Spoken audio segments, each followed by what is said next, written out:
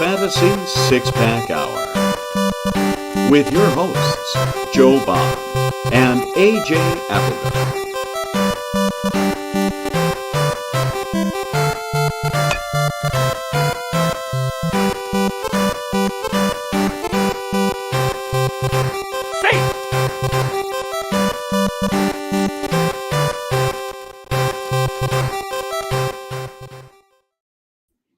All right, welcome to the Fantasy Six-Pack Hour. My name is Joe Bond, founder of FantasySixPack.net.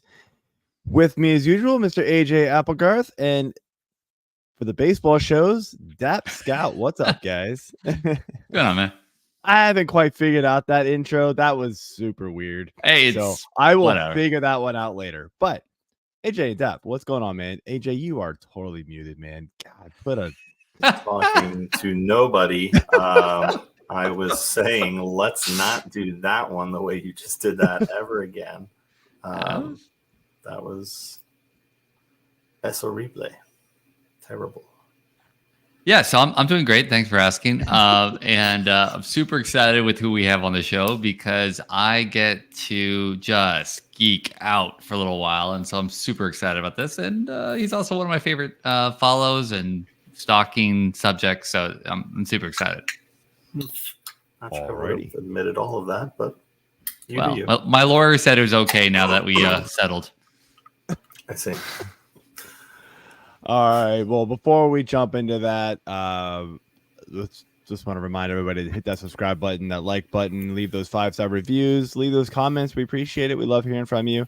And of course, jump over to FantasySixPack.net and become an all-access member.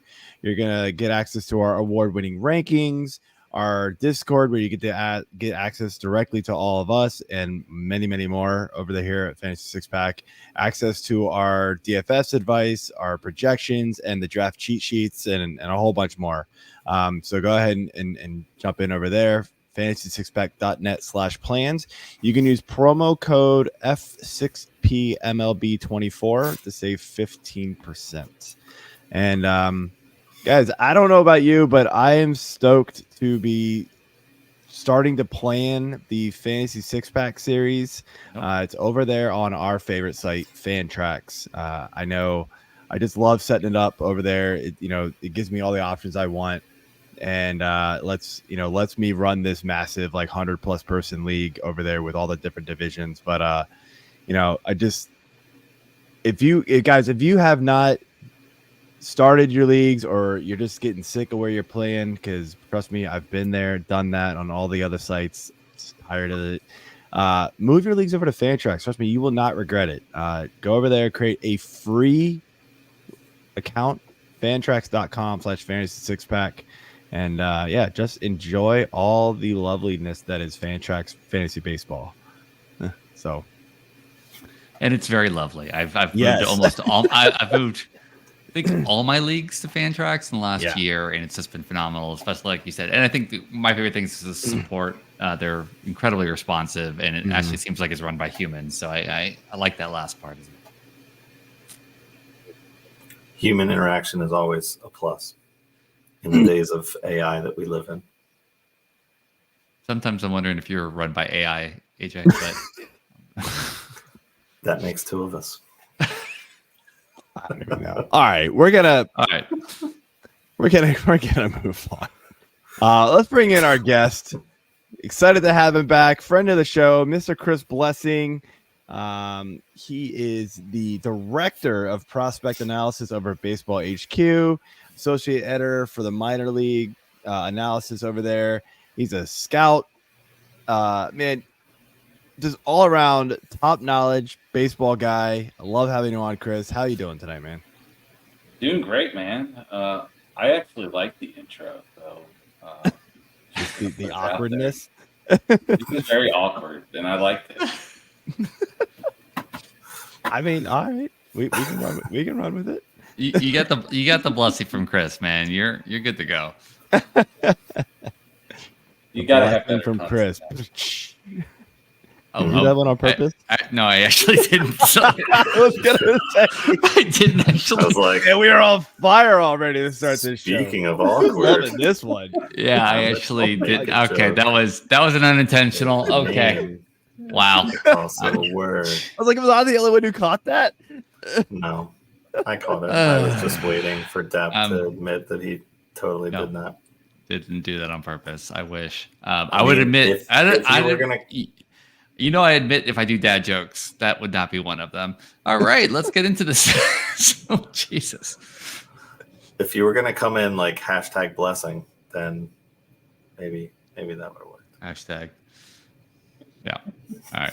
I think we're done. I don't know. Let's just Yeah. All right, move let's on talk here. prospects. Let's talk So we're gonna be prospects. talking about prospects here. Dap, we're gonna let you kind of lead this one, Mr. All right. Dynasty Baseball yourself, and Yeah. So, Chris, as you know, I have been, you may know, I'm always pulled, the reins are always pulled on me by Joe to not talk too much about like dynasty prospects. So I'm going to try to talk a little bit more about, people worried about just, single league this year, but I might get a little geeky on you here because I got you for a little bit. Don't wreck me. That's all I ask. Don't wreck me.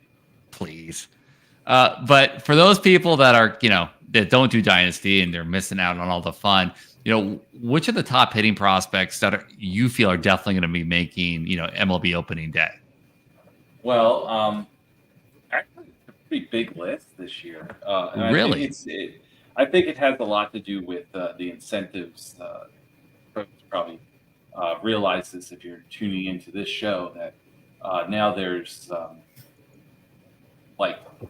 I guess there's rules that allow you to get draft picks and that sort of thing.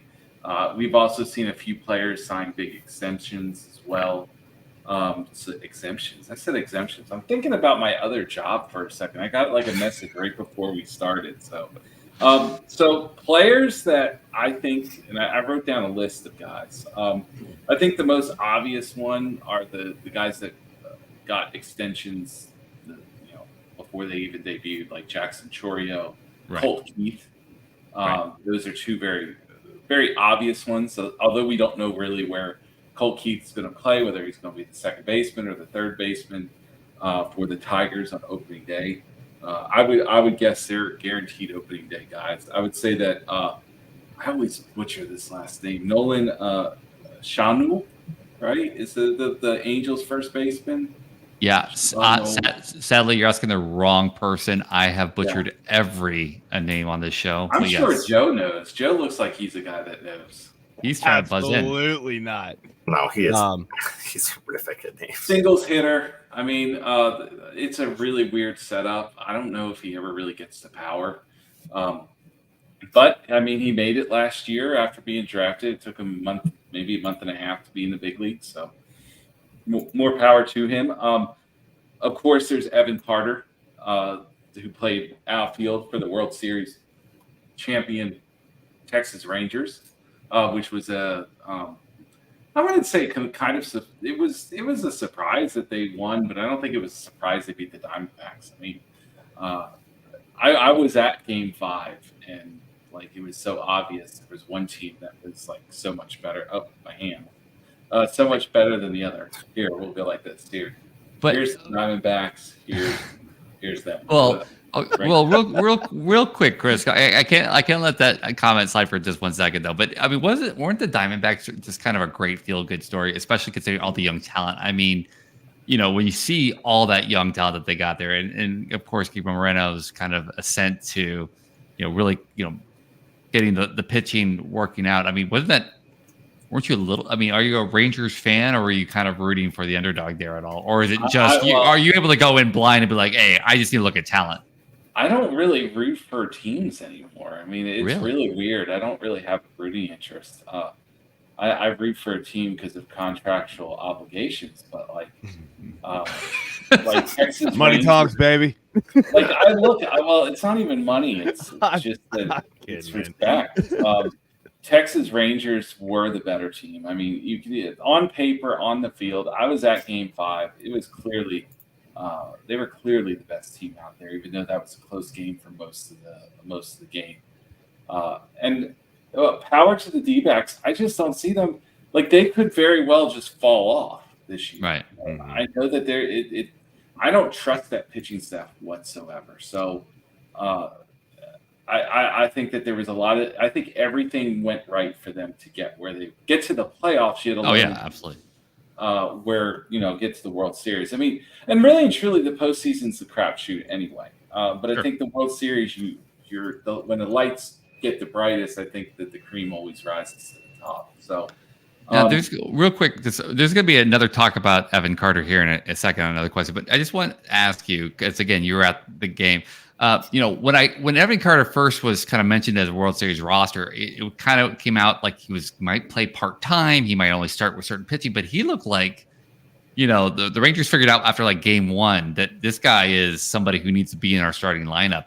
Did you see the same thing, or what do you think about Evan Carter's kind of ascent there that happened late in the season? Well, you get your best players on the field, and I think that looking at that outfield coming into the playoffs, there's no way that Evan Carter is not one of the best 4 guys in there. And if you notice, he wasn't we all thought he was a starting player, right. But he was really on a platoon. It just happens that there's not many left-handed pitchers that he faced in the playoffs, but he was on a straight platoon. And there's reasons for that. We'll discuss that when we get to Evan Carter later. Okay, no worries. Kyle Manzardo is a guy that could very well be in. If you look at the Guardians lineup right now, they're missing that other bopper, and he could be that other bopper. I guess. I mean, it's the Guardians, so who knows? But there's not the manipulation there. There is some weakness to his game where he doesn't really get to high heat that well. He was also a guy that we'll have a question about the Arizona Fall League. I'll probably fill in more of those details then. Another guy that we'll eventually talk about, Joey Ortiz. I don't think that there's just like Chourio in Milwaukee. I don't think there's anybody in front of him as well. I think that's a role there. I think Junior Caminero makes the opening day roster. I think it's very likely that Caminero and Curtis Mead both make the opening day roster, because again, you're talking about a team that likes to move pieces in and out. And again, just the whole Evan Carter thing, both of those guys are players that were on that postseason roster. They were considered 25 best in that roster. And then just to round it up, easiest one, third baseman, Novi Marte. Reds. I mean, it's pretty simple. They don't have anybody that really can play third base. And then also, I think his bat's ready, even though the power might not necessarily be there right now. Okay. Didn't the Reds recently sign? I forgot. It's not Josh Harrison, but they signed somebody else. I thought that was kind of a backup signing almost for just in case, first and third base weren't ready. That I wouldn't say that worried me, because I know it's just a veteran arm, but yeah, I agree with you completely on Marte. He looks like, he looked. What I loved is how much people forgot about his pedigree. We almost talk ourselves down, like he's slow, whatever, and he just came up and he looked ready. He was stealing. He was doing everything that the scouting reports kind of showed him like a year ago, and he just looked like he was almost like tired of being in the minors. So, yeah, I mean. I think the Reds also need some insurance, just because a lot of their guys, I think, could have a slumping sophomore season. Yeah. With Encarnacion Strand's aggressiveness. I mean, there's always. I mean, I know that it's a high average and all of that good stuff, but there's always a chance for regression there, and Steer could regress a little. Right. McLean's a guy that's really popular in fantasy leagues right now. I didn't realize how popular until we had him in the league. Brad Johnson from MLB Trade Rumors and I managed a team in the league, and didn't realize how popular he was until we tried to trade him. So, but very popular guy, especially on base percentage. But I just feel like Marte is best defensively of the group at third base, and then knowing the fact that he just scolds the ball. It's just a matter of getting lift, and we're talking about Great American Ballpark. And Like he's Yes.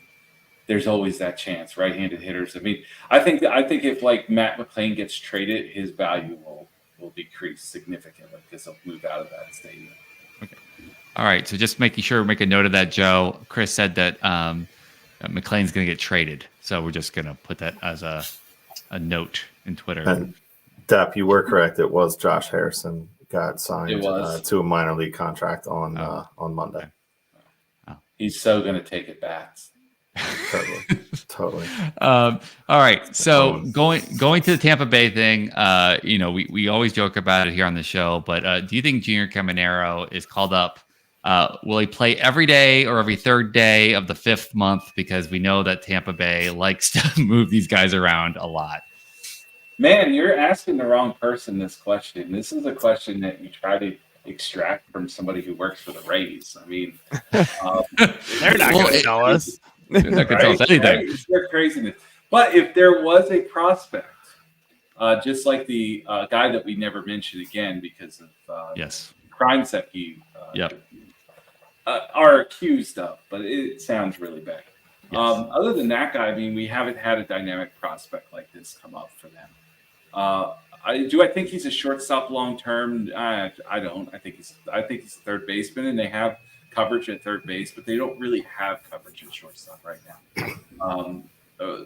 It makes sense that he could be up and be more of an everyday player than like somebody like Curtis Mead, who doesn't really necessarily have a role, but has done everything that he needs to do to prove that AAA is done. Like he's ready to be a major leaguer. Caminero is just so naturally gifted. I got to see him at 3 levels if I count the games that I watched on TV for the major leagues last year. Just a dynamic hitter who just absolutely scolds the ball. Like I mean, we were talking about Marte just a minute ago, and like Right. this is here's Marte hitting the ball, and then you got Caminero. Like I keep doing this. I need to stop doing it. It's my hands disappear. Do the thumbs up, Chris, like you did pre-show. Come on. Oh, look at that. There it is. Like I'm like this. The Ricky Bobby. I don't know what to do with my hand. I don't know what to do with my hand. I'm also one of those people that like when I'm on like an audio podcast, I'll start even my own. I'll start like mimicking somebody's motion or arm slot, and it'll be like nobody sees this. Nobody can Here, see they can this. see it, but then like you can't see it. You can't see my arm slot here. Like that it might be low 3/4, but Right. there's my hand, right? Right. Like, Right. ridiculous. But back to Caminero. He's still an aggressive hitter, but like as you saw in the playoffs, like he was one of the Rays, if not like second best hitter, third best hitter. Like he scares me in that lineup, like Yonder Diaz. I said Yonder Diaz. What the heck? Oh my god. I'm glad I'm on here first, and wasting this podcast appearance and waiting for my good ones for my own podcast. Wow. Wow. Andy Diaz. I'm just kidding. I'm being funny. That I love hurts. you. You know that. Is it a thumbs up for Chris? Yeah. I'm trying. Nubs to the sky, baby. Nubs to the sky. There's a lot of eye wash going on right here. I'm trying to know what I'm doing. Apparently because I just called the catcher of the Astros and Yandy, good old Yandy instead. Like that's bad. That's a bad rookie mistake, and I've been doing this for 12 years, 13 years now. So, but like Caminero, he was one of the top 2-3 hitters in that lineup in the postseason. Right. Like guys are gonna. I mean, when the Rays are pushing guys through 3 levels, you know that like baseball's changed, Right. because we were always the one level at a time type team. Sure. Junior Caminero is my favorite for AL Rookie of the Year. Nice. Okay. Yeah, I mean, so just looking at his grades here, it's pretty impressive for what he's got there. Yeah. Not the fastest guy, but the power and hit is definitely nice to see, especially for someone who's only 20. He's kind of smallish though. I mean, only 157. So I think That's they didn't update any of their stuff. Yeah, I was kind of wondering, like, with power like that and that kind of a weight, that's even more impressive. It was very weird, and I guess this is a plug. Actually, Jeff Ponce is Junior Caminero's dude. Like that's I should say, Jeff Ponce was the guy that really kind of brought the attention of the fantasy community and of the prospect community to Junior Caminero. But this is a plug for Baseball America. Like, their weights last year were accurate when it was, and it maybe not with the Rays. Like, I remember seeing like Caminero being like super light, but like a lot of teams, for whatever reason, like Baseball Reference got information late. MILB, state-run media, got weights and heights late. Like, Pipeline got them late, but somehow those, the scrappy guys at Baseball America were able to get all that information. So why does that come late? Do you know? I'm just curious. Their site.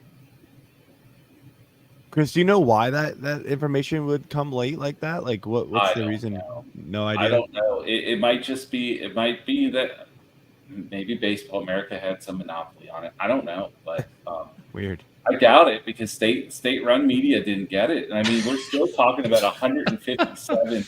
But it is state-run media. I know it is.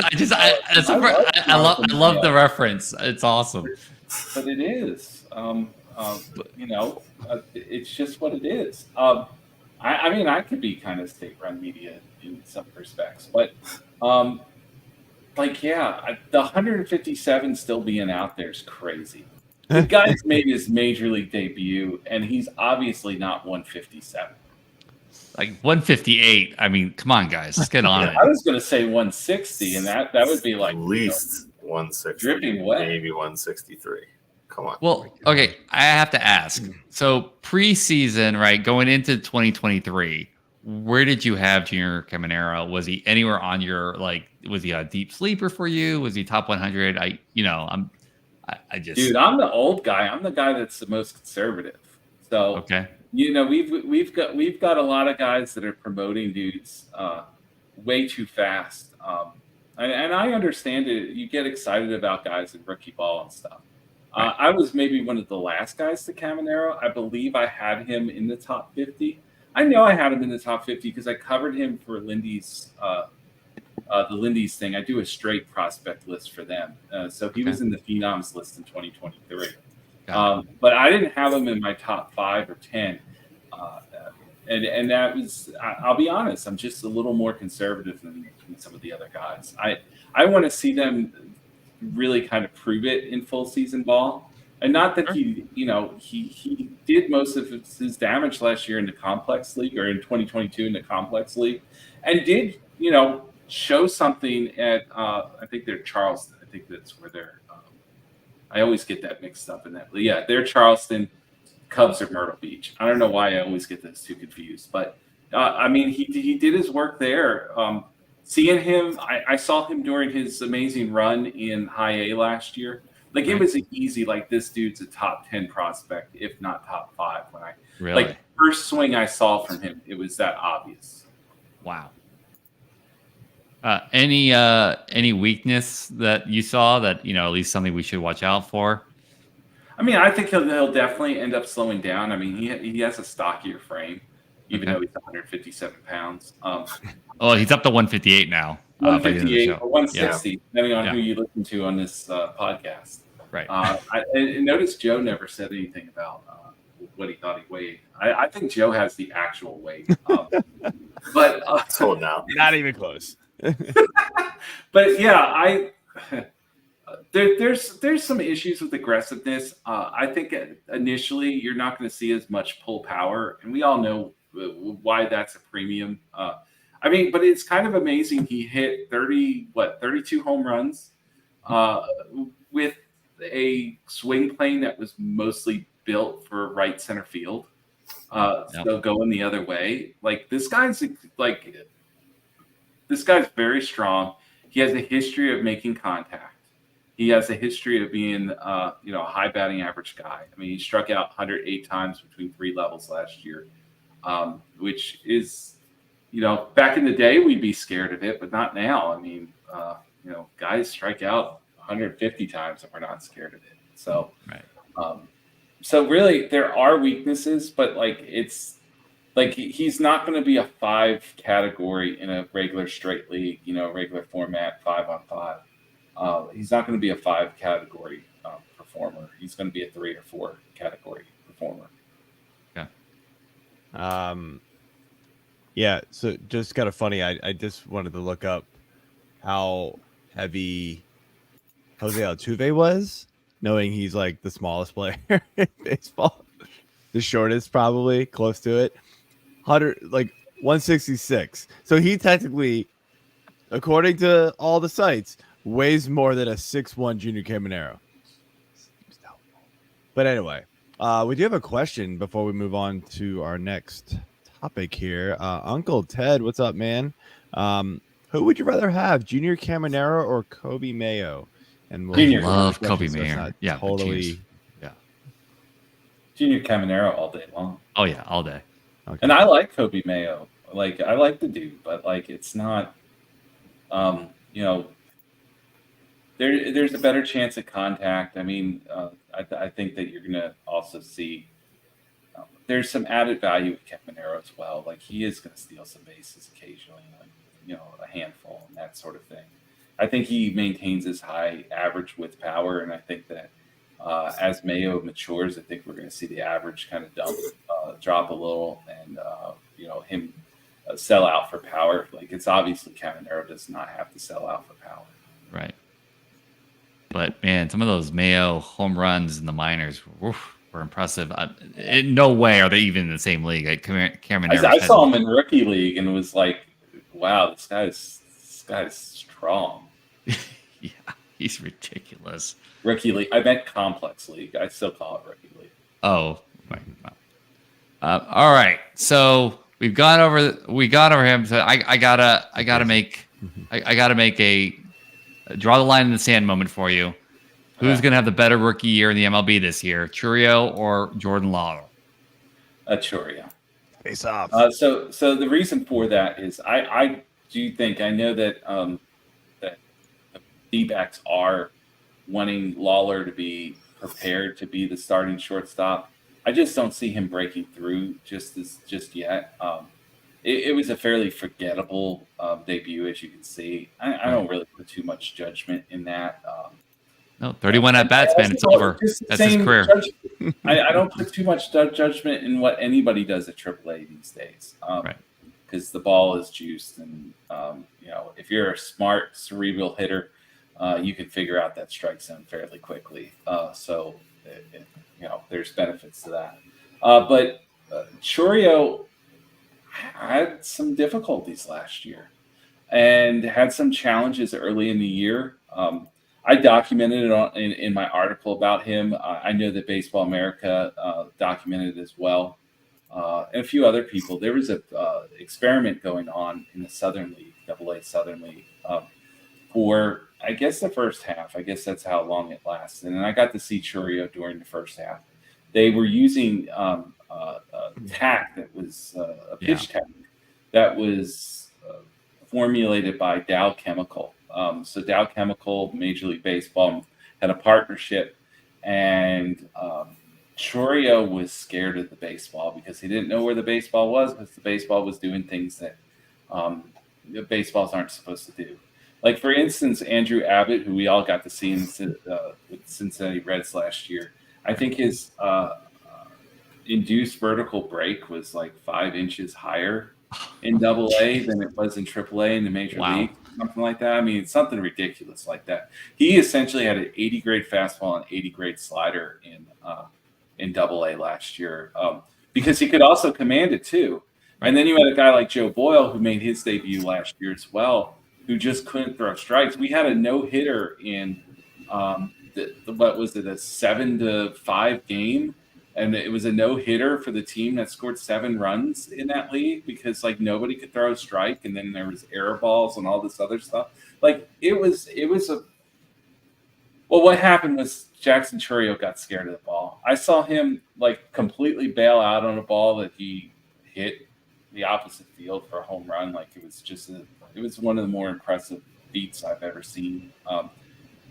I got to see two really great players last year, Caminero and Chourio. I don't always get that. I don't always get those type of years. Uh, However, the moment that ball disappeared, he wasn't stepping in the bucket. He wasn't flinching. He wasn't scared of the baseball anymore. And you could literally draw a line in the sand. And I actually write about it. It's for people who have bought it. I wrote about it in the Minor League Baseball Analyst about these experiments that are going on. We talked about Kyle Manzardo and the automated strike zone. We talked about how Emmanuel Rodriguez in the automated strike zone in high A or low A, and then moving up to high A, and how that affected him. A guy like Blake Dunn, how that affected him. But we also talked about the tact baseball and how it affected Jackson Chourio. So he made the adjustments. I think that, and you could see it, even though he was scared of the baseball, he was still, even though there was some aggressiveness there, he still realized what guys were doing, trying to get him out, and tried to fix those things mid at bat. Sometimes, within the game, those sort of things. I just think that he is he's my number two. He's probably my number one fantasy prospect at this point. Okay, wow. My real world top prospects, Jackson Holliday, obviously. Yeah. Go Orioles if you're an Orioles fan for that. We don't know any. Oh, right. Yes. Joe. I have Chourio just slightly above Wyatt Langford, who we'll probably talk about at some point today. But I have him a little bit ahead of him, very slightly. I think in December I was on Jackson Holliday. I was like, he's my number one guy, but it's since he's now number 3, and those other 2 guys for fantasy purposes are 1 and 2. Got a cool question for you. So I'm looking at the stats here, and I know the stats in minor leagues kind of whatever, but I'm just looking at a 22 home run, 43 stolen base season with a 280 average here for Chourio. Is there any sort of comparison to Acuna type seasons in the foreseeable future for him? Maybe Acuna light. I guess that would be a good. I mean, I don't know if we're going to get 40-70, but that's pretty. Acuna is the best player I've ever seen, and I never thought that I had that conversation with Jackson Chourio. I saw Acuna on 3 levels in the minor leagues, and he was clearly a different animal. And I would say that, again, I had debates whether Jackson Chourio was the number 1 prospect, fantasy prospect and stuff. He does a lot of Acuna-esque stuff. It's like those folks that say Luis Angel Acuna is really, really, really good because he has his brother's swing, but he's not his brother. I mean, his swing's not as he doesn't have the bat speed. He doesn't have the height, the height or the size, strength, or the speed or the athleticism. But some people will make that comparison. I think that this comparison obviously is a lot closer, but also there's just so many little Acuna came back from injury last year, and there was another level to him. Yep. Yeah. I don't know if there's just a certain. It's hard to really kind of peg into words or into a analytical it factor or something like that. You can't really quantify it, but you can qualify it by looking at it and being like, okay, this guy right here is definitely a step above everybody else. So to really answer your question, it's Chourio light, if that makes sense. But will it be Chourio like that? I don't think so. All right. Mm-hmm. You mentioned the tweaking of the baseball, messing with the rules in the minor leagues. Do you think that hinders the progress of some of these prospects to some degree, or helps them? Which side would you lean on? Well, I wrote a 2,500, maybe 3,000 word article on this. And I started with the hypotenuse of that it did. And the more I got into it, it really depended on the baseball player. You see Chourio, he had a challenge. It made him struggle, and then he fixed it. Granted the ball went away and stuff, but like that, they're not going to that baseball. There's going to be more tests on baseball, and there's going to be a pre-tack baseball coming to Major League Baseball someday once they find the right feel and not really affecting the game like that was affecting the game. I mean, that was affecting the game. Games were longer. Right. Like it was definitely an issue.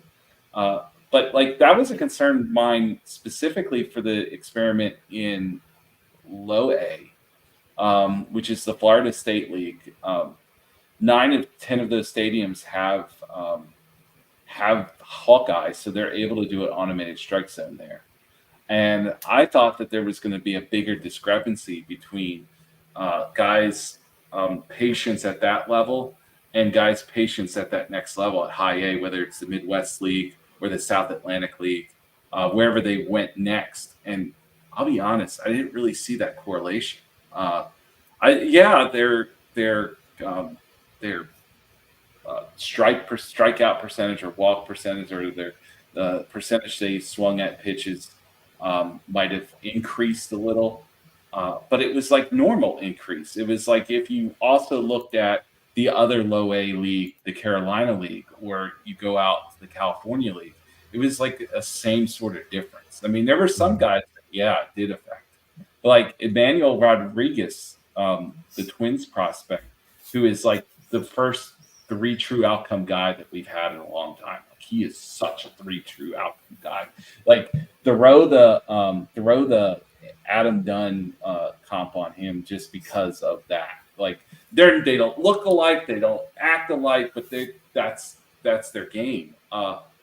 Like I thought that it was a mirage, and I discounted him the previous offseason because I thought he was taking advantage of an automated zone because he was had good eye and that sort of thing, or good knowledge of the zone. And there was also rumors out there that he was afraid to swing because he would miss like that. Like he was, his contact's that bad. But like I thought that it would be a big problem, and it wasn't.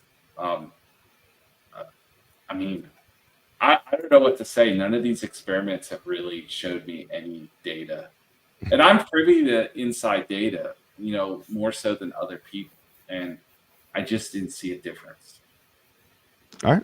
Oh, cool. I wanted to ask the question because I don't have that sort of insight into all this stuff like you do. So I didn't even know about some of those experiments. That's why I was just curious as what your thoughts were as somebody who sees it and hears about it firsthand. So, all right. So Chris, what you're saying is that he's Jack Cust-esque, right? Because as an A's fan, come on. Yeah, I guess I didn't know you were an A's fan. Yeah, I mean, come on, the original Adam Dunn. Thank you. Anyways, I'm sorry you're an Athletics fan. Thank you. Are you headed to Salt Lake City? No. I don't know. I mean, it sounds like they're trying to block it in Las Vegas. They just need to stay in Oakland, all right? It's always gonna be the Oakland A's, all right? Stop. I was there. I was there when they won the 20th game in a row in Oakland. I saw you in the movie. Yes, you remember the guy was like this with the busy thumbs? That was me. So, all right. Back to the questions. All right. So, which prospects made the biggest leaps during the Arizona Fall League in your personal rankings? And of course, who made the biggest drops for you? Well, so just for those looking at the board here, real quick, made any leaps for me, and none of them really made drops for me. Oh wow! I don't go into the Arizona Fall League with any expectation. I walked into Mesa's Stadium, Sloan Park, and I walked down. I see a really good buddy, a longtime friend, who's a scout, who's at the game, and I go up to him and it's like, "Hey man, how are you doing?" And he goes, "If you're looking for positive, reassuring comments about the Arizona Fall League this year, you've come to the wrong place." As deadpan as you could possibly do. And I'm like, good to see you. Gosh, why? And all of that stuff. And he's like, dude, the ball, like the game is like every year the AFL gets a little worse. The pitching's a little worse. The guys want to be there are a little worse. Like it's just the guys that rise to the top want to be there. On this AFL risers list, I would say that Jacob Marcy was probably one of the most talked about guys among the scouts and among the fantasy baseball community at First Pitch Arizona, presented by Baseball HQ. So total transparency, I just pulled up because I literally know nothing about the AFL. Yeah. So I just pulled up like the top 5, went to the AFL like hitting leaders and pitching leaders, grabbed the top 5, screenshotted it from MLB.com, and was like, here we go, here's my slide. Yeah. So we can take it down. Like you look at those pitchers' names, like none of those guys are anybody we really talked about. I mean, people talked about Zach Maxwell just because he's a big dude. He's a Reds prospect who's like just big and bulky and throws hard and doesn't know where things are going. You can see from that 1.46 whip, it looks like. He just doesn't know where the ball is going. He started Georgia Tech. I scouted him as an amateur, I think, for when I helped out Arizona one year. Like, he's a guy I'm fairly familiar with, but like, whatever. Davis Daniel might have been one guy on the mound that really kind of separated himself. But like even then, it's a 4 or 5 starter profile. So like the big buzz guy, and I didn't get to see him, was Jackson Jobe. A lot of scouts got to see him all in one place, and that helped kind of clear up some of their scouting reports, that sort of thing. Got to see him operating with a different pitch mix, and like that was something that was very talking to guys like Eric Longenhagen from Fangraphs, and talking to some of the scouts that were there that got to see him at least throw. Like that was the one pitcher name that got a lot of buzz.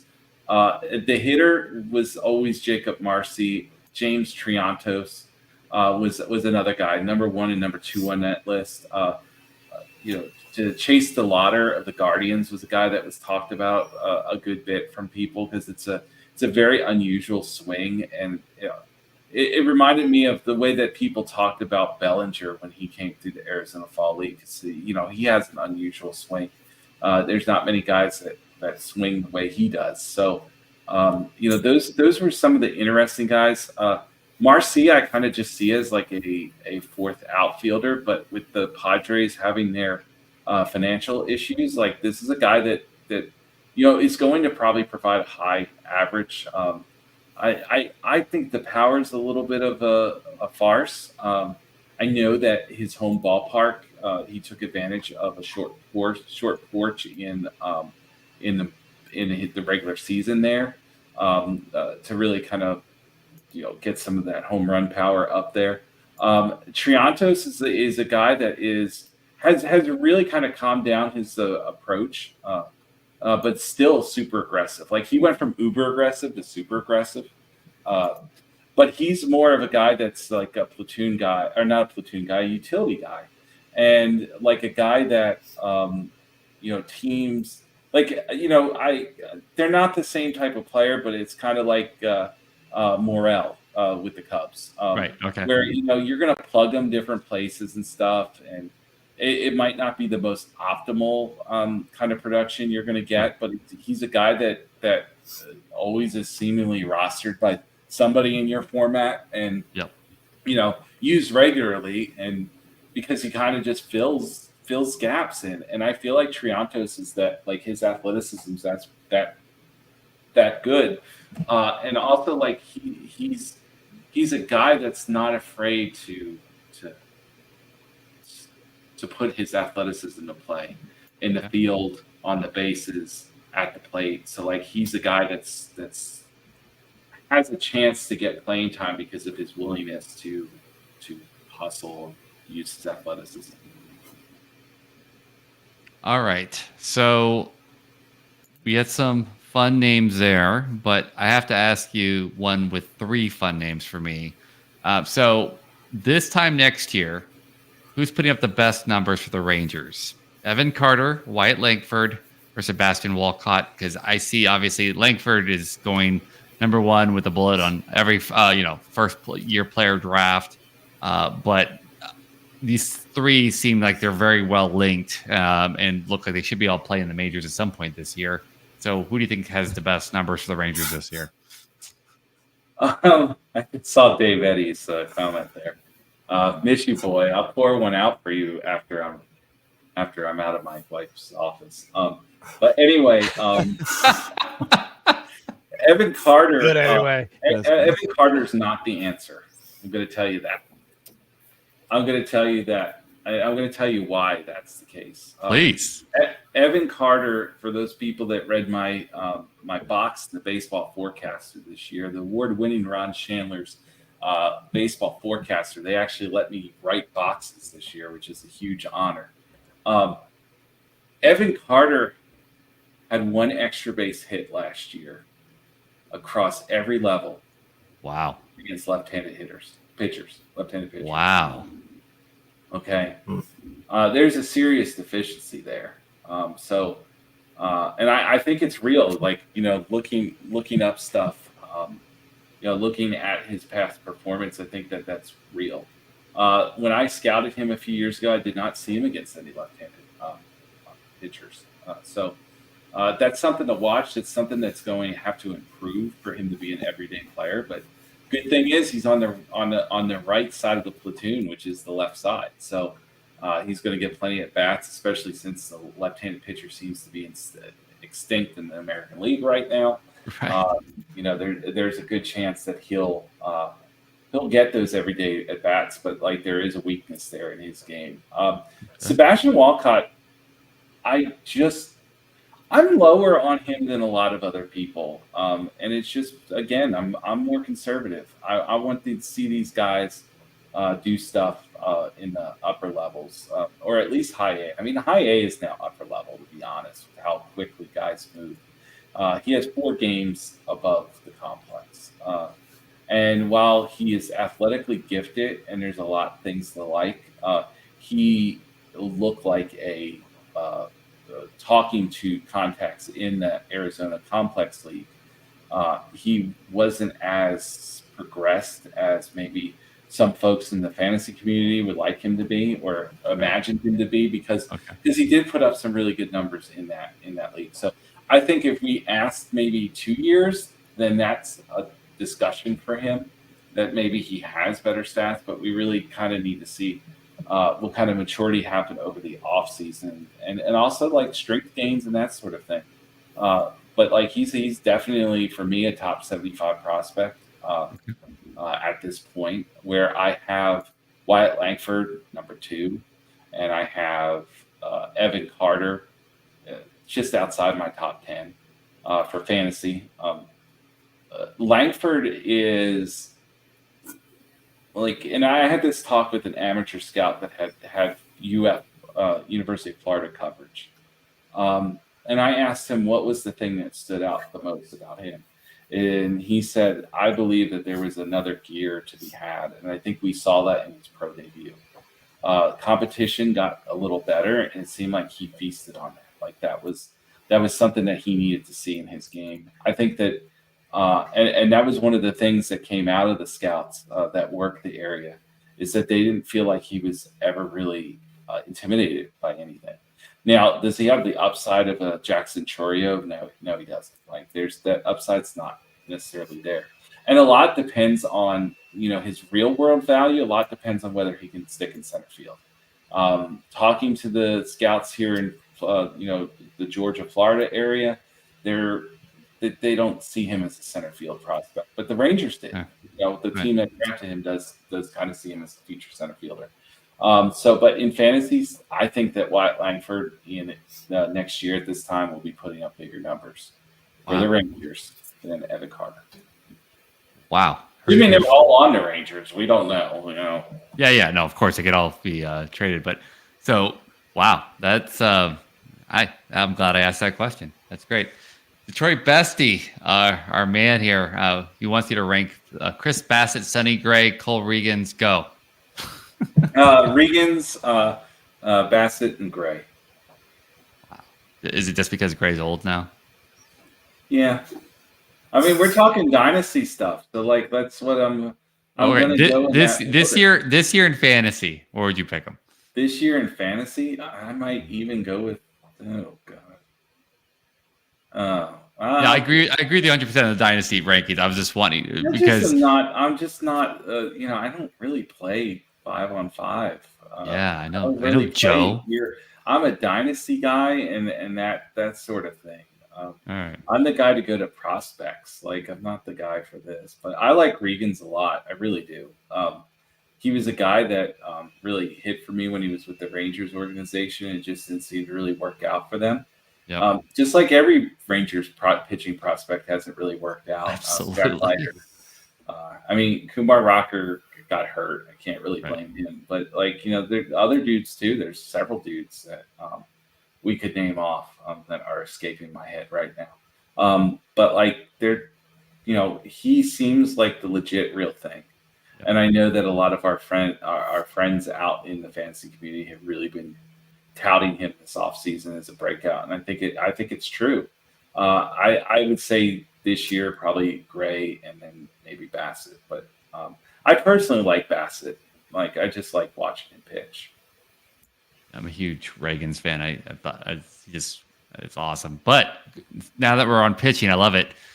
So we went from hitters, with the Rangers, but let's talk about top pitchers right now overall in the prospect. Right, we have Paul Skeens, Jackson Jobe, who we talked about a little bit with the Arizona Fall League, Andrew Painter, Kyle Harrison, and Ricky Tiedemann. I might have butchered somebody's name. I apologize. Who makes the opening day roster, and who makes the biggest impact in 2024? Well, I think the only opening day pitcher on this list is probably Kyle Harrison. Okay. I think that there's it's one of those things where there's a potential opening for him. I don't know if there's necessarily opening yet for the other guys. I don't know if they want to. Jackson Jobe desperately needs innings. I don't know if you start him out in the major leagues to really start that trek. I think most of his innings this year, just like I think Skeens, most of his innings this year are going to come in the major leagues. Andrew Painter's not going to be ready. Yeah. From all indications. So I don't think he needs the open day roster. And then Ricky Tiedemann, I mean, if there was anybody that kind of got downed at the Arizona Fall League, by mostly the fantasy people, I think, was Tiedemann. I don't know if he was completely healthy out there. He was. There was a obvious, according to Buddy Chris Welsh, there was an obvious drop down of his arm slot. Oh, really? When throwing different pitches and that sort of thing. And I don't, to me, that's not necessarily as alarming, only because it's more alarming in when you see something like that, it's usually injury related or tired. Something's tired, and he had an injury-filled season, and then you're also looking at being in Arizona in November or October, November. You're done with baseball at that point. A lot of guys are mentally done with baseball at that point. So, I didn't discount him as bad as some people probably did. I think the best performer on this list. And it's all determined whether he can get enough innings, and that's Jackson Jobe. I think the Tigers are finally getting a pitching prospect right. I feel like they lucked out on Tariq Skubal, whatever his name. Right. Skubal. I think they lucked out. I mean, they've not had much success developing pitching. I think Jackson Jobe, he keeps on making that next adjustment. He really worked on pitch mix, getting his arsenal major league ready. And that's kind of what we saw in the Arizona Fall League. He was getting things major league ready. Right. It was a different level of performance compared to, all those other guys that, were trying to get on rosters, 40-man rosters and that sort of thing. Avoid the dreaded Rule 5 draft, I guess. I don't know. Or being, not picked up in either that and still being a minor leaguer and getting paid like a minor leaguer. So, yeah, I think Jobe, and I think that Harrison's going to have the most opportunity. My problem with that is, there's some issues with Kyle Harrison, whether he can throw enough strikes. But I mean, that's every young pitcher. I mean, we saw Grayson Rodriguez struggle last year, and I love Grayson Rodriguez. Sure.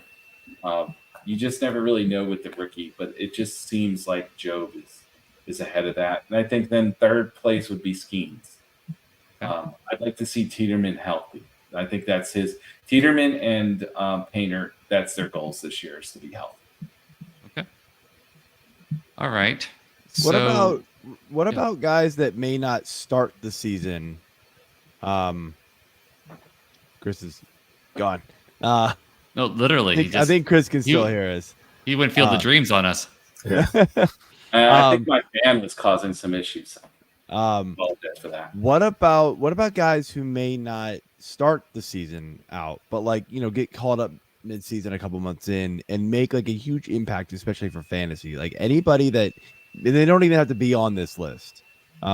Just like 1-2 quick names that we need to keep an eye on. Man, put me on the spot. Now, Chris, do it now. I don't like that at all. Like that's like a really, like, if you were to ask me specifically guys that would be like in 2 years, I think. Or I'm talking. For pitching, it would be so much easier. I think you like got the guys on this list that, all right, fair enough. And we're I don't want to talk about the other guy that I'm going to be asked about a little later, because I think that he could be in the consideration for this. Sorry, jeez. I thought I had a good question. Yeah, well, I mean, the guy that's going to be the other guy should be on the list, but yeah. Just because he played a lot last year, and he has AJ's name as well. AJ Smith-Schwarber with the Braves would be a name that could enter this list, but I don't think the upside's there like those other guys. Obviously, AJ pitched last year and was very effective, but it was mostly effective based on his fastball. Even though we did see, with the data, his breaking pitches get better as the season went on. I didn't necessarily see that with my eye test. So, I still feel like there's a ways to go, but the kid gutted out stuff last year. I mean, if he's healthy, Mason Miller, I mean, that's another name. Like there's obviously a lot of upside with Mason Miller, but he can't seem to stay healthy at all. Like that, and that's a skill. Like I really believe staying healthy is a skill, and maybe Mason Miller is this wipeout closer someday. But right now, it doesn't look like a starter because he doesn't necessarily, get there. And then there's other names like Hurston Waldrop, another Braves prospect, who hasn't shown the ability both in the SEC and in pro ball to throw strikes enough. And then Jacob Mizorowski the stuff is there for these guys. It's just not, so like in 2 years, I could easily drop a few names on there, but this year it's just so limited. I mean, opening day rosters, Jordan Wicks is probably in a rotation somewhere, but he's not the caliber prospect that we're trying to find. Sure. That's the thing. And then there's that other elephant in the room, that we're going to be talking about in a question or two. Joe, do you have any more? Yeah, questions? you can keep it. No, I just want to make sure you're happy because I just care about you, Joe. So as you should. We did have one question in the chat. I think it's about, and if I'm understanding his question correctly, they wanted to know the prospect that the Dodgers got in the Bush deal. I'm assuming he's talking about Jackson Ferris. Any good hearing about Jackson? Unless he's talking about Zaire Hope or. I have actually a longer history than most with Jackson Ferris, working for the organization, and I help out. I got to see him his junior season in high school with the IMG Academy. Oh, wow. And it was a pretty impressive game. Like in that game, Elijah Green was there. James Wood was playing on that team. Jackson Ferris was on that team. And he was going against a prospect. I can't think of the kid, Cooper Kinney, who's a Rays prospect. So like it was a pretty good get. There's a lot of scouts there, like 40 scouts there, and I was one of them. But his issue so far is strike throwing. And when I say strike throwing, some guys you throw strikes, and sometimes it's a quality strike or not a quality strike. So there's obviously some command issues with, especially with his fastball. I think the breaking ball is pretty good as well. There's he's going to an organization that is like the pitching gurus, you know. Right. There's a few organizations that, like, if a dude, like for instance, gets drafted by or gets acquired by one of these three organizations, you're always like, I wonder, you know, like last year. I mean, I literally went on Zach Eflin because he got acquired by the Rays. The Rays spent money on him. Like, I was like, this guy's going to have a breakout just based on that, because they've seen. The Dodgers obviously are one of those teams. The Guardians are one of those teams. But I just feel like they're ahead of everybody else in pitching development. And so when a team drafts somebody or acquires somebody, I feel like they see some things in that player that that maybe isn't coming, you know, getting out wherever they're at before. If they draft them, same thing. I mean, you know, some of these guys with the Rays, you know, like came from small colleges that nobody was really on, and they were like, I mean, you look Joe Ryan, like, yeah, so much, definitely, like it. So to say with Ferris, I think that his prospects of being a major league player have improved because he's gone to the Dodgers organization. Okay. So I was going to ask you a more general question, but honestly, I'm dying to get to this tweet that you made about Cade Horton, the guy who we'll get to it. But I mean, it's been. I'm sorry, it's one of my favorite. It's one of my favorite tweets of 2023, where you used a radar gun to honestly take one of the fastest pitches ever thrown at 141 miles an hour. So. Here it is. Yes, 141.9 miles an hour. In case you didn't know this, Cade Horton is the only person ever to throw a 140 plus mile an hour pitch during a scouting session. So with that kind of arm and that kind of gas, he has to make the opening day roster, right? I mean, catchers are scared to catch that type of juice. Yeah, I don't. It was an obvious misfire. It was a very humorous misfire and stuff, and it was really annoying as well. There was only one other scout in the crowd that day, and like he wasn't running a radar gun, and so like it was so annoying. And props to some of my friends with the lookouts. I was able to get the actual velocities from some of their data and that sort of thing. So. It made my report easy. I fixed my radar gun. Props again to Jeff Ponce. Jeff Ponce responded, helped me through to get that radar gun back. I've never had that issue. I've had that radar gun for like 5 years, 6 years.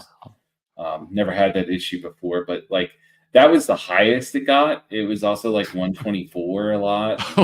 Oh my gosh! Like he threw a changeup, and it like he threw like 4 changeups that night that registered in the hundreds. Like it was ridiculous. Well, I mean, if you're throwing 141 with fastball and you go to 120, I mean that's pretty amazing. So that kind of control is all-star caliber.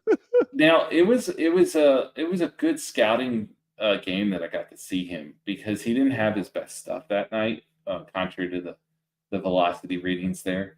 And he shut out the opposing team with some decent prospects on it. Blake Dunn was on that team.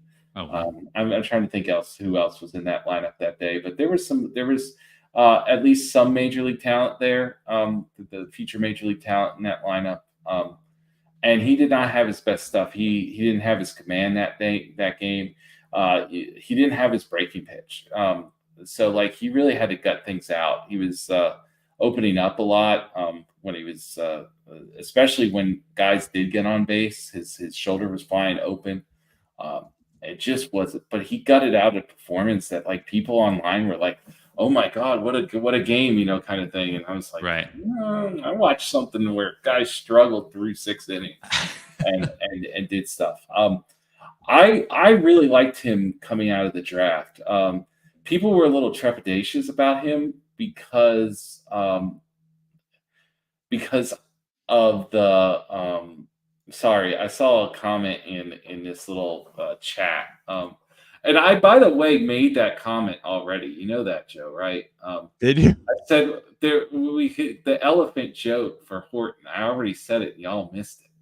Yeah, Joe. I know, and then but nobody actually said Horton here's a hoop. Well, Anyway. because we're professionals, Joe. We don't have to spell out the joke. Yeah, and I've been Jeez. muted forever. Fix your computer. Sorry, Chris. You go ahead. You go ahead, sir. Sorry, I saw that. All right, so what was the question? What was I talking about? You loved him out of the draft. Yeah, I loved him out of the draft. What happens when I don't run the he show? was I a just late- sit here and think of random things to say. Yeah, Like AJ. he was a late riser out of the draft. Like he had an awesome playoffs and College World Series performance. So like he put himself on the map. At the same time, there were folks that were maybe a little lower, like, hey, maybe this was just fool's candy, or whatever, fool's gold. Fool's candy actually sounds like a much cooler thing. Yeah, it's better. Yeah. See, I'm all, Joe makes one joke in the chat, and I'm all like, messed up. But anyway, like he was. You get very few guys coming out of college with finish and stuff, and they're always usually in the top 5 of the draft. And this was a guy that showed finish and stuff in the College World Series, but even before that as well. Oh my God. We're pulling up. I love that it did that.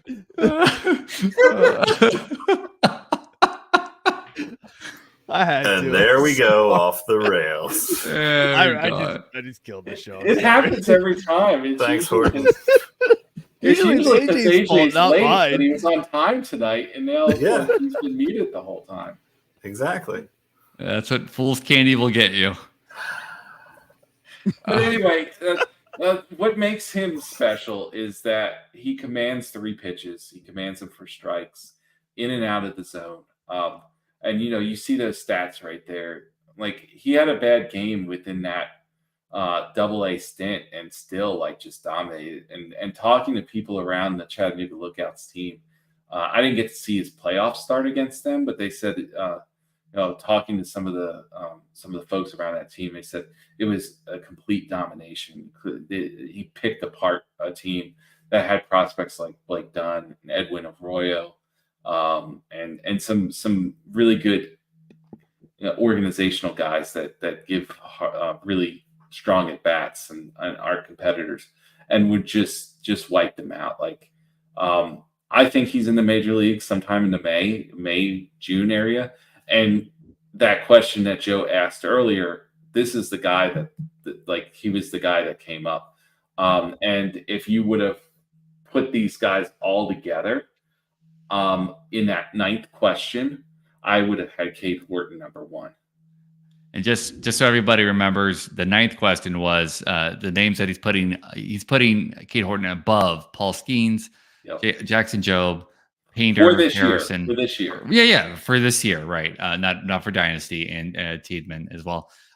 So real quick on the same lines, Andy. with Horton, right? What is the Cubs' philosophy when it comes to AAA? Because I know you just said exactly my feelings, right? That we've kind of downplayed AAA and kind of especially when it comes to pitching. Is it one of those where they feel like somebody has to perform there, or is they just like, look, get them some innings and then get them off to the major leagues? They're get them some innings, and you don't send guys up because of stat lines in AAA. You're sending guys up to the major leagues because they're showing traits that they're ready to handle Right. the big lights of the major leagues. I would never scout a stat line in AAA. I care about the StatCast data, the data that, we can mine off of, Baseball Savant, that sort of thing, the game days and stuff. I care about that stuff, but I don't necessarily care about guys with ERAs. I know ERA is such a crappy stat, but people still look at it. FIP. I really want to see how they're getting guys out, what they're doing. I mean, you look at a guy like Reese Olson with the Tigers, who's not the same caliber of Cade Horton, but like if you looked at him in AAA just by looking at the stat line, you wouldn't think that he would have had any success in the big leagues. It's just so hard that they use. I believe they use reject Major League Baseballs in that league. They've got an automated strike zone, and now they've got an automated strike zone that moves with the person's body. Wow. If you're 6'2", but you crouch all the way down, your strike zone is now incredibly smaller than it was earlier in this experiment because they use an average. They used an average strike zone for a 6'2" guy for so long. And then at the end of last year, they gave you your real strike zone. And that was one of those experiments where you could see a difference, even though it was a small sample size. You could see a difference in strike zone because then, guys that had crouched stances, like Kyle Manzardo had a crouched stance. Yes. I was about to say, I told you earlier that he couldn't, struggles against the high fastball. Well, now he didn't have to get up to the high fastball that was being called a strike earlier in the year while he was in AAA. There was a change there, and you could see the statistics show that. So I have everybody here at Fantasy Six Pack actually has little shock collars that Joe uses to zap us if we don't speak about the Orioles enough. On a show, and mine has been going off tremendously. And I'm sorry, Chris, but so I have to, keep the boss man happy. But the Orioles have so many good, very good to elite prospects, and just not enough positions. I don't care how many different ways you play it. We talked about Mayo a little bit earlier, and I know Joey Ortiz got moved. I love Joey's bat for sure. Who do you think might be next? Do you think Norby? Where does Basayo? Was it Basayo or is it Basalo? I think it's Basalo. Okay, Basalo end up playing. Yeah. The two L's are usually a Y sound. So Basayo. That's why I was going Basayo. Yeah, that's why I thought it was Basayo. Yeah. It might be Basayo. I trust you. So whatever you say. So I'm like, if I'm another team, I don't know if I want Norby. Norby is like one of the most aggressive hitters in the minor leagues. I think there was a reason, a lot of folks in fantasy, I think are going to be disappointed when he makes his major league debut, because I think that he's going to be found out that he is a wild swinger who just hacks and does that sort of thing. And that's something that you can't really see in the stat line. And, us prospect guys don't do as good of a job of highlighting the bad sometimes. And I think that's there with somebody like Norby.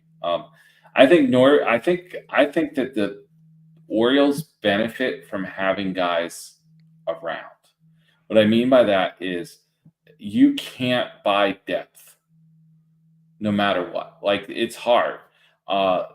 You have to have a season if you're a really good team like the Braves. For instance, the Braves, they need, if everybody's healthy, they're good. And last year they had a historical season and nobody was ever really hurt. Right. What happens this year if it goes down to the mean?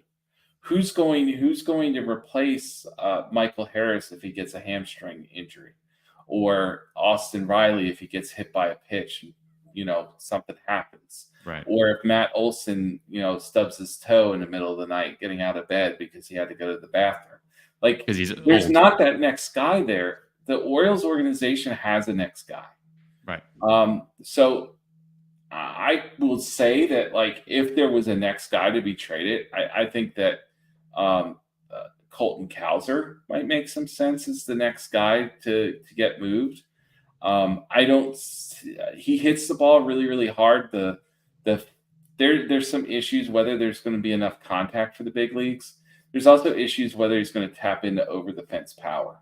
The Orioles, like, he looks different than the other players on that list, if that makes sense. He's not the same sort of guy.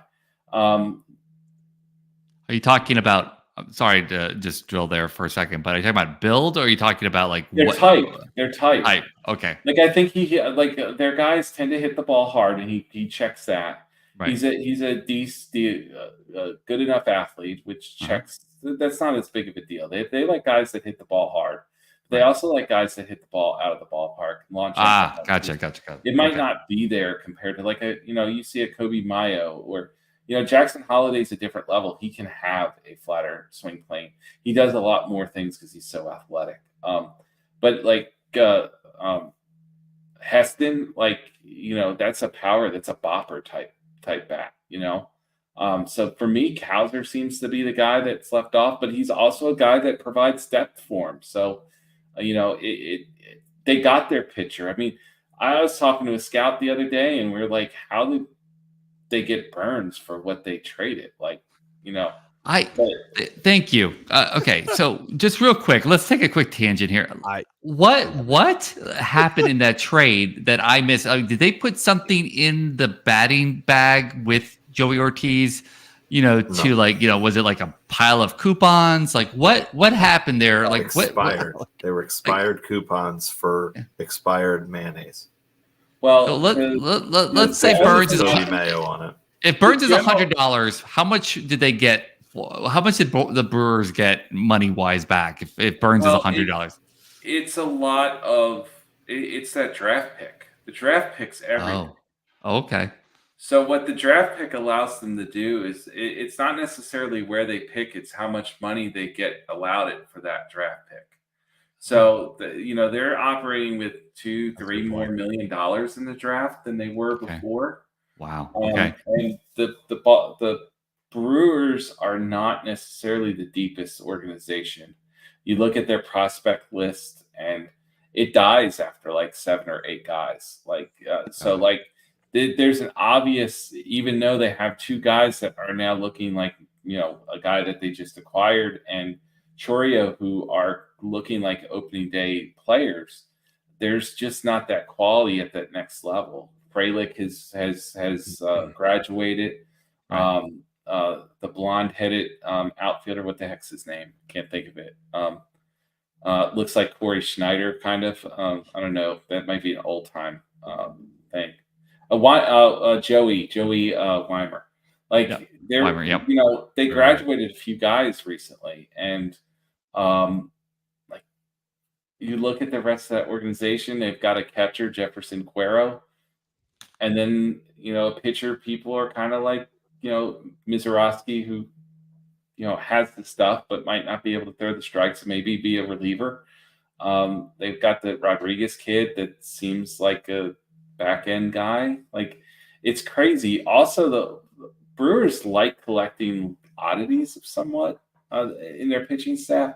If you look at guys, they're not. I don't see them being afraid that DL Hall has never really been a consistent pitcher at any point in his coming up as a prospect. I think you see guys like Peralta, for instance. Right, I was going to say him. Yeah. Or Woodward that they allowed to, and even Burns, they allowed to get figure it out into the big leagues in maybe a different role and then build them up. Like I'm still high on some of their pitchers that are kind of post hype at this point, because they've shown this ability to get what they need out of them out of a longer reign of time. And I'll tell you, DL Hall's a phenomenal athlete. And that's one of the things that's been really kind of crazy too, is this kid's a good athlete and has this consistency issue. You don't normally see that out of athletes of that stature. So they could be looking at that as well.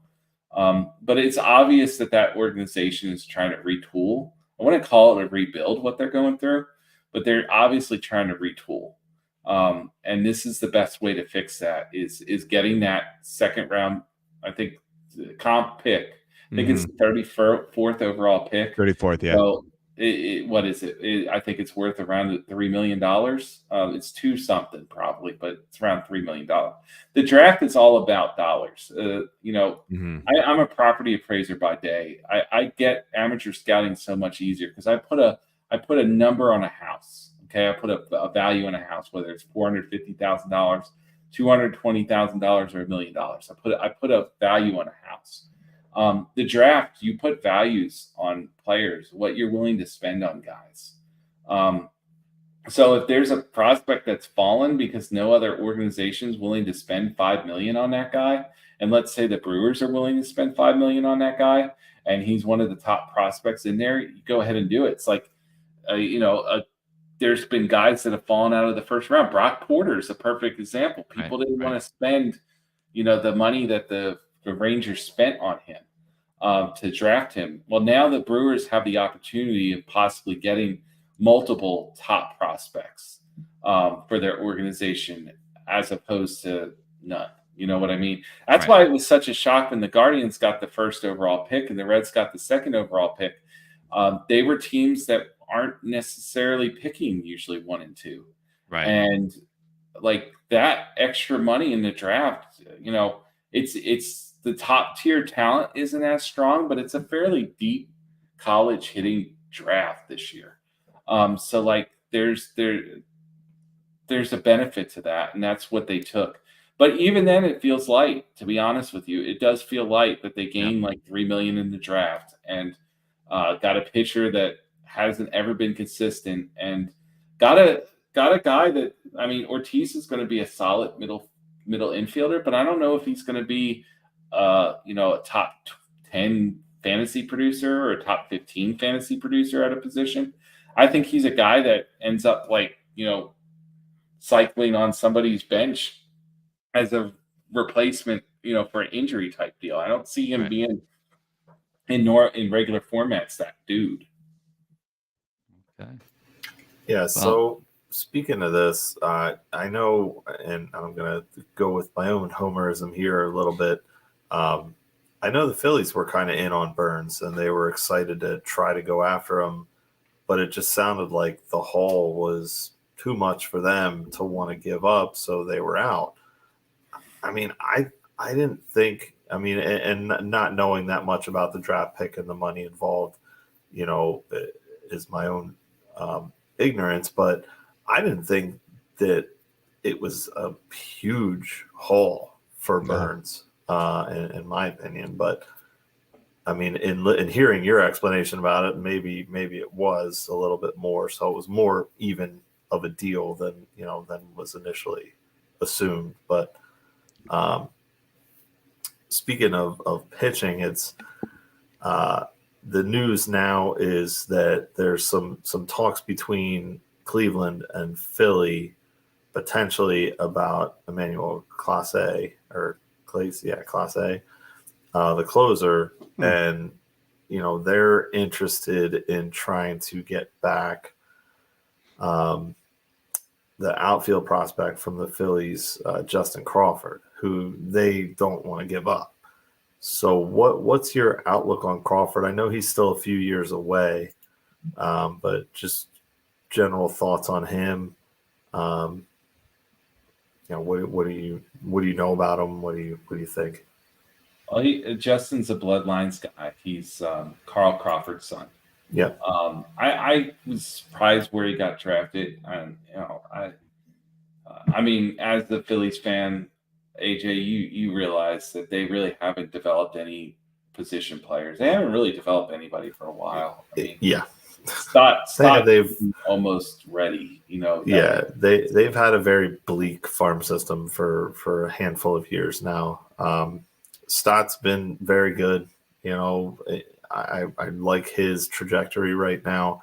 Yeah. Rojas, fantastic defensively, not so much offensively. I don't know if that's going to change. His name was kind of tossed around as well in the deal for Clase. I mean, I could kind of give or take that. I think he's gonna just be a guy. Unless he can you get look his at the bats around. Guardians.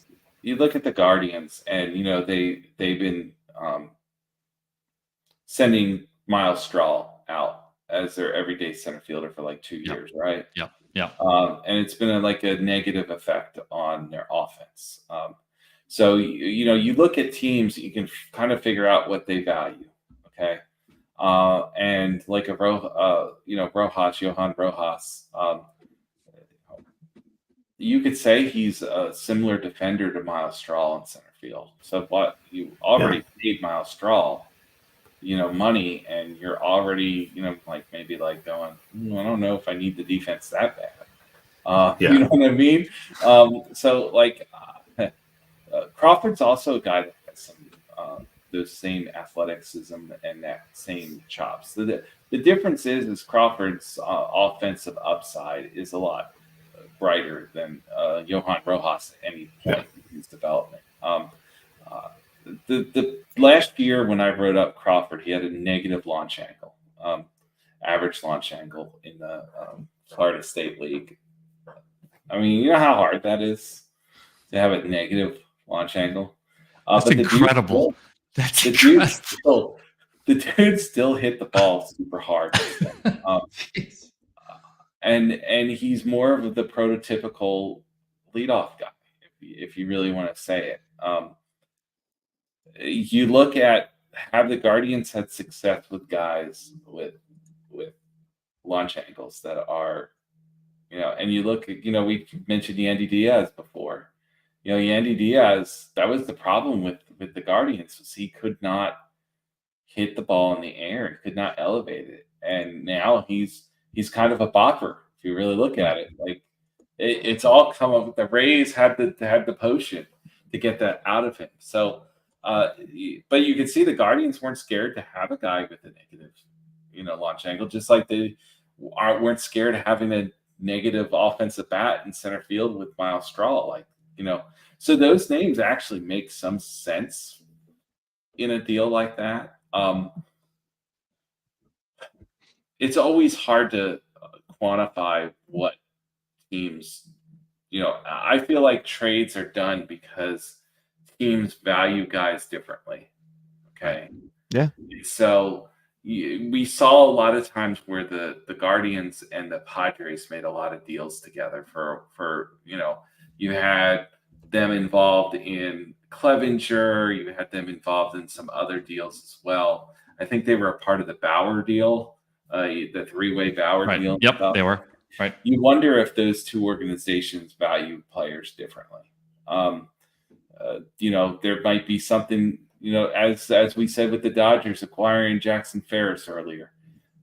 They probably saw something that they could work on that, maybe the Cubs weren't getting out of Ferris.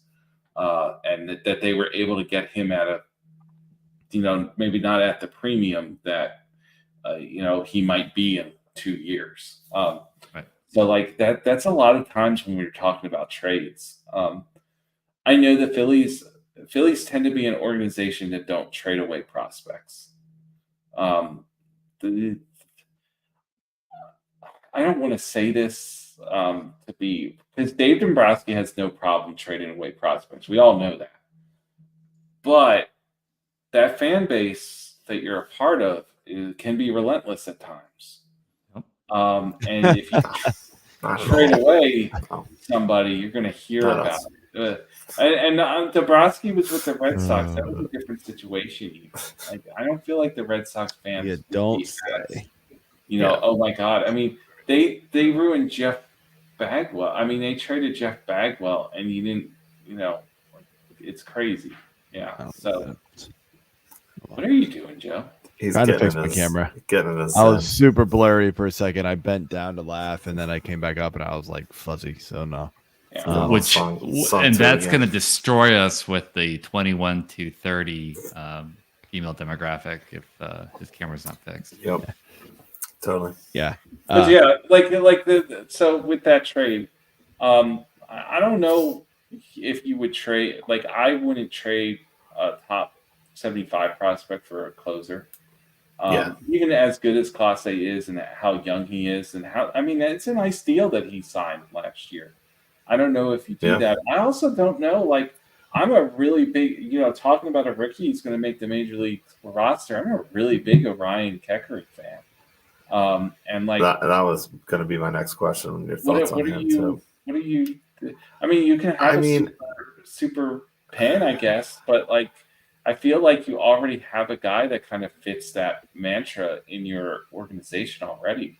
That's your ninth inning guy. And I mean, he was awarded, as one of the top prospects last year because his rise was so, meteoric, like we said earlier. And I was skeptical about it, and that kind of came through in the playoffs. I mean, he was put into positions where it wasn't really high leverage all the time. So you're getting out crazy outs at the bottom of the order. Okay, great. Like, that's what anybody should be doing, in general with as a veteran. You should be able to get out all of the lineup. So obviously he's got some room to grow there. A lot of the fan base really blames Rob Thompson for Kimbrel, and rightfully so. I thought I'm going to interrupt you. I thought I watched that I watched part of that series at a floating boat in the Delaware River outside of Philadelphia, which a bunch of Phillies fans at a wedding. Nice. It's a restaurant boat thing at Penn's Landing. I don't know what it's called, but I know what you're talking about. It's a big pirate ship looking absolutely boat. horrible. Yeah. He was management of the pitching staff in the playoffs by Rob Thompson. It was, and ultimately it was the undoing. But I don't think, Kimbrel was burned out, and he should have seen that. Everybody else saw that. Yeah. Unborn babies that popped out after the World Series ended saw that. Yet Rob Thompson still put him out there confidently. But he also put Kerkering out there before Kimbrel, and he gave up some big hits that hurt us in Game 4 and I believe Game 5 too. And that was kind of it. So, they should have came home. They should have been able to win the series, but then the offense went dead. So, again, not going to, complain about my woes for that. But in general, I do like Kerkering. I like his upside. I like his potential. I just think he needs to see more innings, and the trust is there, but I don't want to say one trick pony, but once his one pitch kind of got figured out, he was just throwing balls. Like, he just couldn't hit the strike zone anymore. And that's fair. You also got to understand that he probably's never thrown as much as he threw last year. No, exactly. And again, the rise he went through, through the minors to get to the majors at the end of the season was super high. So I don't fault him as much. I don't necessarily fault Kimbrel as much because his arm was just toast at that point. I just fault Thompson. I mean, he should have been able to manage that better. So. I hope that Phillies, for my family's sake, do well this year, I guess, even though I don't root for them. I've been a Phillies fan. But I do have a uncle that's like 100 years, turns 100 years old, and like his whole, he watches baseball every day. Yeah. Wow. I hope that they have a World Series run this year just for him. Yeah. That'd be awesome. Well, there you go. He may have killed one of my uncles too, but that's a different story. You may have killed one of your uncles. Is that? I'm just saying the Phillies may have. Oh! I think that this uncle killed another uncle. Okay, all right, I got it. All right. Over the his Phillies. Daughter told me that the last thing that he complained about was the Phillies. So could have done something. Makes sense. I'm holding them accountable. All right. Well, I think that is it for the prospect talk. Hope you all got some great information from Chris here. Thanks, Dap, for running the show for us, Sure. and AJ for muting as he calls up along here. So appreciate that. Anyway, Chris, We'll be praying for you. before we let you go, let everybody know where they can find you, what you got going on this off season, and then during the season. Yeah, so you can find me at C_Blessing on Twitter. Baseball HQ. We just came into the 2020s with a brand new website. So that's been a very exciting thing. We have First Pitch Florida coming up, which is in first weekend of March. I will be there in Tampa, actually in St. Petersburg, Clearwater area. The Marriott in St. Petersburg, Clearwater, they have labor drafts there. I'll also be participating in trout. I'm not participating in those drafts, but I'm also I'm going to be there, and I'm also participating in the tout drafts in New York, in AL only. So if you're in New York, come see that in action. I don't know how action-packed the fantasy baseball draft is, but yeah, I mean, there were people watching last year, so I guess that's something to do. And just look for my articles. Like, I've got a lot of good content planned for this year. Baseball HQ, we really feel like our minor league coverage has gotten better and better. We've added some really good people over the last few years that have really taken us to a different level. And so I welcome you guys. Come subscribe. And then my final thing is I have a podcast. It's called the Baseball HQ Eyes Have a Podcast. I used to co-host it with Brent Hershey, the editor, but I'm a solo host this year. Wow. And we just talk about live looks. That's what we do. So I'll have a lot of guests on this year, and we'll be talking some of my live looks as well throughout the year. That's awesome. Cool. Awesome. Good stuff, man. All right, man. Well, yeah, again, thanks for coming on, and yeah, we'll do it again. So we will talk to you soon. Hey, I only say no to you guys for fantasy leagues. I say yes anytime. I know. You dissed just for the Fantasy Six Pack series this year. I see how it is. You did it last year, but yeah, I love you guys. Wow. Well, thank you, Chris. All right, man. All right, well, have a good night, man, and yeah, we'll talk soon. All right. Thanks, Chris. Thanks, Chris. All See ya. right, guys. So Thumbs out. yeah. And it kind of blurred out the rest of his hand, and it kind of looked like he flicked us off there for a second. I was like, oh, that's cool. He might have been. It's cool. Now, anyway, so yeah, next week we are bringing on Mr. Eric Cross to discuss catchers and first base. So we're jumping into our position rundowns here, and so that'll be fun next Thursday. So that is it for the show, everybody. I'm Joe Bond, AJ, and Dap. See you all next week. Bye-bye. Bye.